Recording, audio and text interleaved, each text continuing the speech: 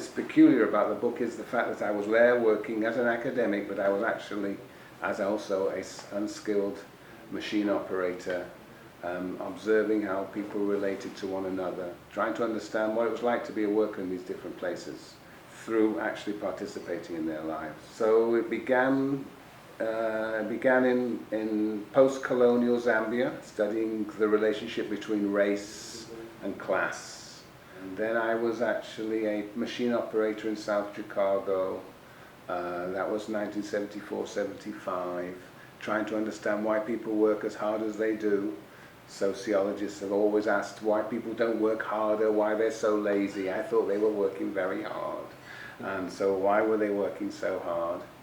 And then I was being interested in what was peculiar to capitalist work organizations, so I had to compare it with something that was non-capitalist. So I started working. It was rather difficult to get jobs in Hungary, but I eventually got jobs in state socialist Hungary in the 1980s. I worked in a champagne factory, and that was a lot of fun. I worked in a garment factory, that was also quite interesting. And finally I worked in a factory that was similar to the one in South Chicago. And then finally my dream came true.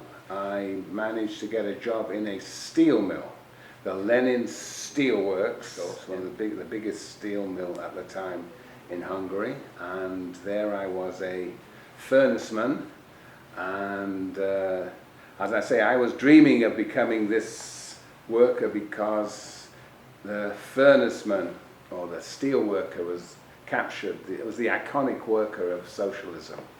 And it was the worker who sort of represented the power of socialism to transform the world, transform society.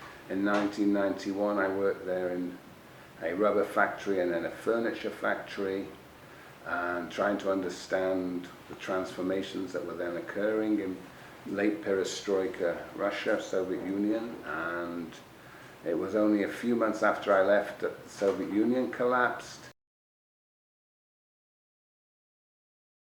But there were some very significant differences. So in South Chicago there was a trade union representing, they were the steel workers. So it had some autonomy from management.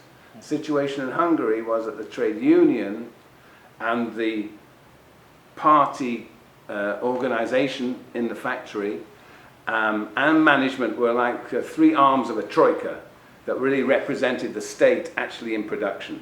And so whereas my argument was, whereas exploitation was obscured and there was a coordination of interests between managers and workers in South Chicago, in Hungary everything was transparent. Domination, exploitation, everybody recognized that this is really what is happening.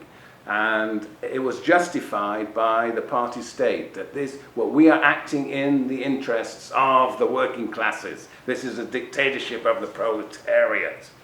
And I thought, well, then I must see what is it like to be a worker in this situation. And so workers were faced with this troika actually in production, faced with the domination and exploitation. And they said to the party state, you say this is a socialist society based on equality, based on justice, based on efficiency, but we workers, we only see inequality, injustice, and inefficiency. So they were, in a sense, forcing the party state to answer to its own ideology, saying, you promise this, but you deliver nothing.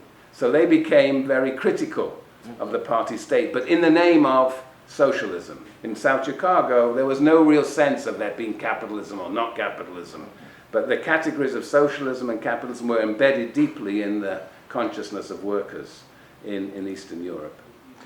The crisis of the 70s in the United States was an economic crisis.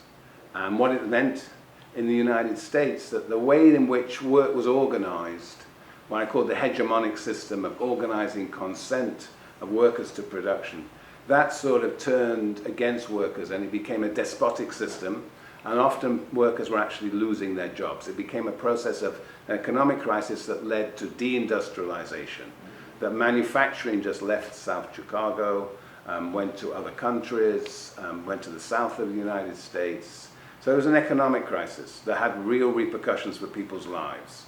In the place where I worked, I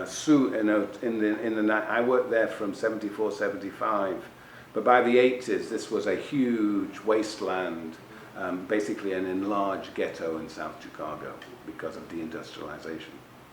The story in Hungary was of in my view, was not so much an economic crisis, but a political crisis, in which the party state was no longer able to really continually reform state socialism in a way that it could live up to its ideology. And workers also lost interest in that socialist ideology.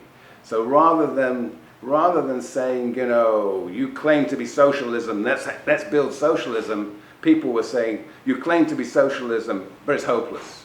We're not going to be able to build socialism. We're going to have to turn to capitalism. For example, I remember on a number of occasions there were catastrophes in the steel mill. And there was steel all over the floor because of some disaster. And the workers we would all we couldn't do any work, so we would stand and watch. And the workers would say to me, Mishi, Mishi, that's what they called me, Mishi, Mishi, you know, this could never happen in your country, right? Of course it does happen in my country, but they didn't imagine that. They thought that capitalism was much more efficient than socialism. They had given up on socialism. And that is what really sort of led, in my view, to the sort of collapse of Eastern Europe. And the interesting question is why, in fact, the Soviet Union allowed this to happen.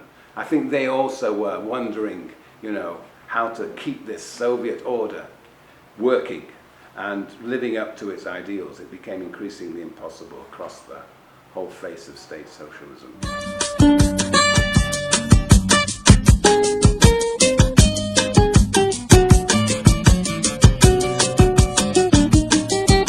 Before I answer your question, I should correct. Indeed, I have worked in these 4 countries, but nobody should think that I'm a skilled worker or anything. I'm a very unskilled worker, and it was very interesting to actually see how people responded to my incompetence, you know, and in different countries.